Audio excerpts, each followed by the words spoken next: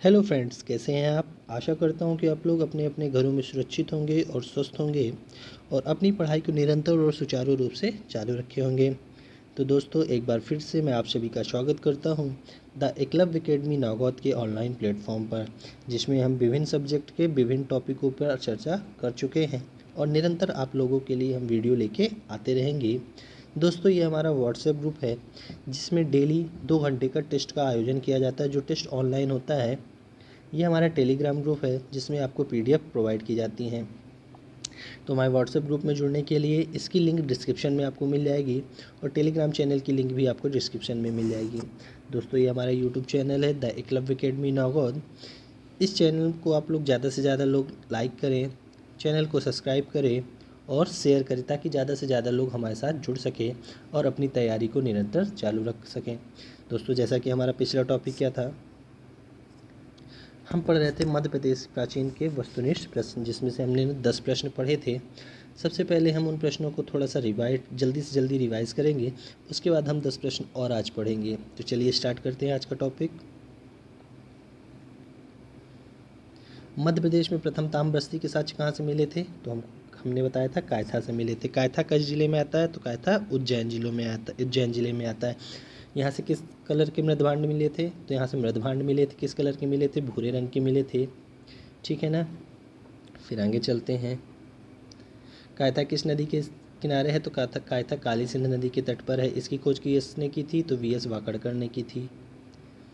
ठीक है ना। इसे मालवा मृदभांड परंपरा भी कहते हैं। अगला प्रश्न, प्रागैतिहासिक शैलचित्र मध्य प्रदेश में कहाँ पाए गए हैं? तो कहाँ पाए गए हैं? भीमबेटका में पाए गए हैं। भीमबेटका को 2003 में क्या किया गया? यूनेस्को में शामिल किया गया है। भीमबेटका आपकी कहाँ पे है? तो ये मध्य प्रदेश के रायसेन जिले की अब्दुल्लागंज तहसील में आता है। ठीक है। इन गुफाओं का संबंध किससे? पुरापाषाण काल से नवपाषाण काल तक का है। इसकी खोज भी किसने की थी? वीएस वाकड़कर ने की थी। कब की थी? 1957 से 58 के बीच में की थी। ठीक है ना। इसे 2003 में विश्व धरोहर सूची में शामिल किया गया है।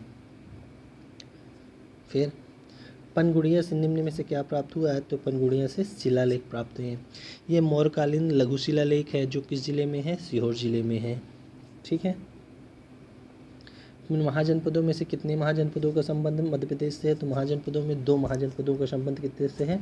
मध्य प्रदेश से। कौन कौन से? एक चेंदी जो आपका बुंदेलखंड का क्षेत्र है और दूसरा उज्जैनी जो आपका मालवा क्षेत्र में आता है। ठीक है ना। चेदी का शासक कौन था? शिशुपाल। और मालवा का शासक अवंती का शासक कौन था आपका? राजा चंद्रप्रद्योत। चेदी की राजधानी शुक्तिमती थी और इसकी 2 राजधानी थी, उत्तरी अवंती की उज्जैनी और दक्षिणी अवंती की महिष्मती। मानधाता नगरी वर्तमान ओमकारेश्वर की स्थापना किसने की थी? तो इसकी स्थापना राजा मुचकुंद ने की थी। किसने की थी? राजा मुचकुंद ने की थी।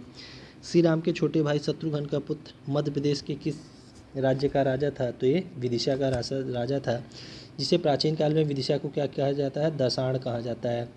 इसका उल्लेख किसने किया है? तो इसका उल्लेख महाकवि कालिदास ने अपनी रचना रघुवंशम में की है। किस में की है? रघुवंशम में की है। अशोक ने विदिशा की श्रेष्ठी की किस पुत्री से विवाह किया था? अशोक ने विदिशा की पुत्री श्रीदेवी से विवाह किया था। उस समय अशोक उज्जैनी का राज्यपाल हुआ करता है। ठीक है ना। तो अशोक के एक पुत्र और एक पुत्री हुआ करते। अशोक का पुत्र महेंद्र और पुत्री संघमित्रा, जिसको अशोक ने बौद्ध धर्म के प्रचार के लिए कहाँ भेजा था? श्रीलंका भेजा था। फिर जबलपुर के रूपनाथ व दतिया के गुजरी अवशेष किससे संबंध है? ये अशोक से संबंधित है। यहीं से अशोक का नाम अशोक पर प्राप्त होता है। मौर्य वंश के बाद विदिशा में किस वंश का शासन हुआ? तो मौर्य वंश के बाद विदिशा में पुष्यमित्र शुंग वंश का शासक हुआ। शुंग वंश की स्थापना पुष्यमित्र शुंग ने की थी। इन्होंने अपनी राजधानी विदिशा को बनाया था। पुष्यमित्र शुंग के उत्तराधिकारी अग्निमित्र था, जिसका अगर प्रेम कहानी को बोले तो कालिदास ने एक नाटक लिखा है जिसका नाम है मालवाग्निमित्रम। इसमें अग्निमित्र जो था नायक है। फिर शुंग वंश के शासक भाद्रभद्र के शासनकाल के 14वें वर्ष ग्रीक राजा एंटियाल किट्स का राजदूत हेलियोडोरस विदिशा आया, जिसने विदिशा में गरुड़ स्तंभ की स्थापना की। आपका गरुड़ स्तंभ भागवत धर्म से संबंधित है और भागवत धर्म अर्थात वैष्णव धर्म से संबंधित। ये इंपॉर्टेंट, तीनों पॉइंट इंपॉर्टेंट, इनको आप लोग ऊपर पढ़ लीजिएगा। फिर नागवंश के शासकों के सिक्के कहाँ से प्राप्त हुए हैं? तो नागवंश के शासकों के सिक्के विदिशा से प्राप्त हुए। ये थे हमारे कल के क्वेश्चन। अब हम आज के क्वेश्चन पढ़ेंगे। आज का हमारा पहला क्वेश्चन है, राजा सोरस के कंकाल अवशेषों के जीवाश्म कहाँ से प्राप्त हैं? बहुत इंपॉर्टेंट क्वेश्चन है। और यहाँ पे जो राजा सोरस है, ये बताना है कि ये कौन है। तो जल्दी से आंसर बताइए। आप लोगों ने आंसर दे दिया होगा। इसका आंसर है लमेटा हिल्स। लमेटा हिल्स कहाँ है? लमेटा हिल्स आपकी जबलपुर में है। चलिए इसका डिस्क्रिप्शन देखते हैं। राजा सोरस के कंकाल अवशेषों के जीवाश्म नर्मदा घाटी क्षेत्र, सबसे पहले याद रखना कौन सी घाटी क्षेत्र? नर्मदा घाटी क्षेत्र, यानी नर्मदा नदी के किनारे जबलपुर की लम्हेटा पहाड़ियों से प्राप्त हुए। कहाँ से प्राप्त हुए हैं? राजा सोरस के कंकाल अवशेष नर्मदा घाटी क्षेत्र के अंतर्गत जबलपुर की लम्हेटा पहाड़ियों से प्राप्त हुए हैं। ठीक है ना। 3 क्वेश्चन यहाँ से मिलते हैं। किस नदी के किनारे? नर्मदा नदी के किनारे। कहाँ से? लम्हेटा से। किस जिले में? जबलपुर जिले में। इसकी खोज 1982 से 84 के बीच श्री सुरेश श्रीवास्तव ने की थी। किसने की थी? सुरेश श्रीवास्तव ने की थी। अब सबसे इम्पोर्टेंट क्वेश्चन, राजा सोरस है कौन? तो राजा सोरस मांसाहारी डायनासोर की एक प्रजाति। कौन है? मांसाहारी डायनासोर की एक प्रजाति। राजा सोरस कोई राजा नहीं था, क्या है? मांसाहारी एक डायनासोर है। ठीक है, चलिए आप लोग को यहाँ तक क्लियर होगा। नेक्स्ट क्वेश्चन पर चलते हैं। है राजा महिष्मति ने किस नगर की स्थापना की थी? जल्दी से आंसर बताइए। तो इसका आंसर है राजा महिष्मति ने महिष्मति नगरी की स्थापना की थी, यानी बी वाला ऑप्शन आपका क्या है? सही है। ठीक है ना। चलिए आगे चलते हैं, इसको देखेंगे। है वंश के है राजा महिष्मति ने नर्मदा के किनारे, किस नदी के किनारे? नर्मदा नदी के किनारे महिष्मति नगर बसाया था। कौन सा नगर बताया था? महिष्मति। किस नदी के किनारे? नर्मदा नदी के किनारे, जिसे होलकर वंश की रानी अहिल्याबाई ने भी अपनी राजधानी बनाया था। तो अहिल्याबाई ने अपनी राजधानी किसको बनाया था? महिष्मति नगर। लेकिन इसको उन्होंने वर्तमान नाम से, इसका वर्तमान नाम क्या है? तो इसका वर्तमान नाम महेश्वर है। तो देवी अहिल्याबाई ने भी अपनी राजधानी किसको बनाया था? महेश्वर को बनाया था। ठीक है, चलिए आगे चलेंगे। किस वंश के शासनकाल में खानदेश बुरहानपुर के अभीर वंश की स्थापना की गई थी? अभीर एक वंश था जो बुरहानपुर जिले में स्थापित हुआ था। तो इसका आंसर है सातवाहन वंश के शासनकाल में खानदेश इस समय का बुरहानपुर है। क्या है? खानदेश इस समय का बुरहानपुर है। यहाँ अभीर वंश की स्थापना की गई थी। ठीक है, चलिए नेक्स्ट क्वेश्चन पर चलते हैं। निम्न में से किस वस्तु द्वारा सातवाहनों के मध्य प्रदेश के शासन संचालन का पता चलता है? सिक्के, शिलालेख, स्तूप, इनमें से कोई नहीं। जल्दी से आंसर बताइएगा। तो इसका आंसर जो है आपका ए है, सिक्के। सातवाहन वंश के कुछ सिक्के पाए गए हैं अलग अलग राजाओं के अलग अलग जगह, जिससे पता चलता है कि मध्य प्रदेश में सातवाहन शासकों का क्या था? शासनकाल था। चलिए देखते हैं। सातवाहन वंश के संस्थापक शिमुख, सबसे इम्पोर्टेंट क्वेश्चन, सातवाहन वंश का संस्थापक कौन था? शिमुख ने विदिशा के शासक कंड को पराजित कर विदिशा पर अपना अधिकार स्थापित किया था। कहाँ पर अपना अधिकार स्थापित किया था? विदिशा पर। सातवाहन वंश के वशिष्ठ पुलुमवी के सिक्के, किसके सिक्के? वशिष्ठ पुलुमवी के सिक्के कहाँ से पाए गए? आपके भेलसा एवं देवास से पाए गए हैं। तो किसके सिक्के भेलसा एवं देवास से पाए गए हैं? वशिष्ठ पुलुमवी के सिक्के। फिर आगे, सातवाहन वंश का अंतिम शासक कौन था? यज्ञश्री सतकर्णी। कौन था सातवाहन वंश का अंतिम शासक? यज्ञश्री सतकर्णी, जिसके सिक्के आपके विदिशा, तेवर आपका वर्तमान जबलपुर है, और देवास से प्राप्त हुए। कहाँ से प्राप्त हुए यज्ञश्री सतकर्णी के सिक्के? विदिशा, तेवर और देवास से। आशा करता हूँ आप लोगों को समझ में आ रहा होगा। फिर सातवाहन वंश के अन्य शासकों द्वारा जारी किए गए सिक्के आपके त्रिपुरी अर्थात जबलपुर से प्राप्त हुए हैं। कहाँ से प्राप्त हुए हैं? त्रिपुरी अर्थात जबलपुर से। दोस्तों, अगर आप लोगों को वीडियो पसंद आता तो प्लीज़ वीडियो को ज़्यादा से ज़्यादा लोगों के पास तक शेयर करें, चैनल को सब्सक्राइब करें और वीडियो को लाइक करें। आप जितना ज़्यादा वीडियो को लाइक करेंगे, चैनल को सब्सक्राइब करेंगे, वही हमारा मोटिवेशन है, हम उतने अच्छा आप लोगों को कंटेंट और ला के देंगे। फिर हमारा अगला क्वेश्चन है, मध्य प्रदेश के किस स्थान से कुषाण नरेश विम कैट फिशेस का सिक्का प्राप्त हुआ है? तो इसका आंसर आप लोग को बताना है, जिसके ऑप्शन है विदिशा, सागर, सिवनी और होशंगाबाद।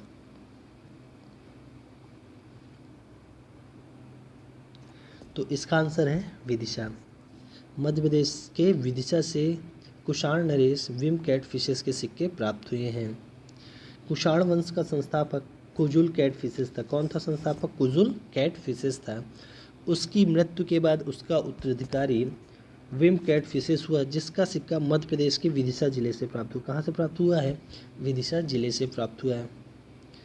कुषाण वंश के सर्वाधिक सिक्के शहडोल से प्राप्त हुए। कहाँ से प्राप्त हुए हैं? मध्य प्रदेश के शहडोल जिले से। ये इंपॉर्टेंट क्वेश्चन है, इसको नोट करिएगा कि कुषाण वंश के सर्वाधिक सिक्के मध्य प्रदेश के कहाँ से प्राप्त हुए हैं? तो मध्य प्रदेश के शहडोल जिले से प्राप्त हुए हैं।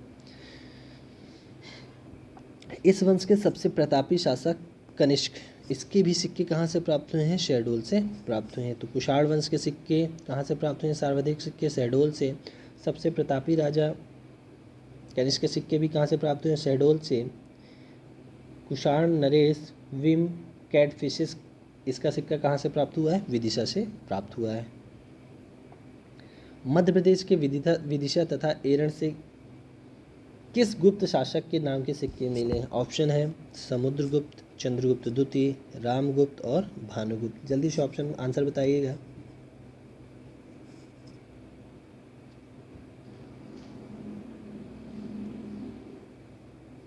तो इसका आंसर क्या है आपका? रामगुप्त। चलिए डिस्क्रिप्शन देखते हैं। मध्य प्रदेश के विदिशा तथा एरण से गुप्त शासक रामगुप्त के तांबे के सिक्के प्राप्त हुए। किसके सिक्के प्राप्त हुए हैं? तांबे के। कहाँ से प्राप्त हुए? विदिशा तथा एरण से। एरण कहाँ आता है? तो एरण आपका सागर जिले में आता है। जिन पर गुप्त लिपि से रामगुप्त का नाम लिखा था। किसका नाम लिखा था? रामगुप्त के शासन किस काल के सिक्के, तो किसका नाम लिखा रहेगा? रामगुप्त का ही लिखा रहेगा।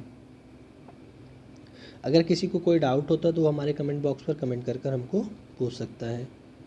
फिर गुप्त वंश के किस राजा ने उज्जैनी को अपनी राजधानी बनाया था? इसके ऑप्शन है महिष्मती, भानुगुप्त, मांधाता और चंद्रगुप्त विक्रमादित्य।